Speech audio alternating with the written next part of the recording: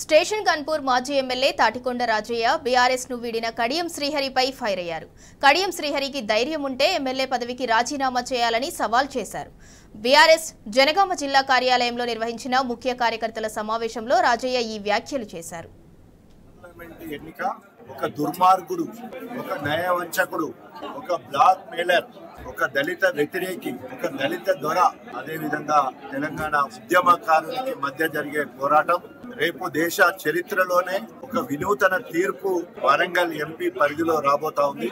కావురమెక్కిన కాంగ్రెస్ మాదిగల హక్కులతో, మాదిగల ఓట్లతో గెలిచినని చెప్పుకున్న రేవంత్ రెడ్డి ఏరు దాటే వరకు బోడమల్లన్న, ఏరు దాటంగానే బోడమల్లన్న అన్నట్టు తిన్నింటి వాసాలు లెక్క పెట్టే విధంగా మాదిగ ఓట్లతో గెలిచి జెడ్పీటీసీగా, ఎమ్మెల్సీగా, 2 సార్లు ఎమ్మెల్యేగా, ఒకసారి ఎంపీగా పచ్చి మోసం చేసిన రేవంత్ రెడ్డి ఆయనకు తొత్తుగా ఈరోజు అదే నయవంచన చేసి తిన్నింటి వాసాలు లెక్కబెట్టి కడియం శ్రీహరి గారు బీఆర్ఎస్ పార్టీలో ఎంపీగా, డిప్యూటీ సీఎంగా, 2 సార్లు ఎమ్మెల్సీగా, ఆయన మొన్న ఎమ్మెల్యేగా, ఆయన బిడ్డకు ఎంపీ ఇచ్చినాక కూడా పెద్ద ఆయన దగ్గర పెద్ద మూట, చిన్న ఆయన దగ్గర చిన్న మూట, అందరి దగ్గర మూటలు అడుక్కొని మూట కట్టుకొని ఈరోజు నమ్మించి మోసం చేసిన నయవంచకుడు కడియం శ్రీహరి.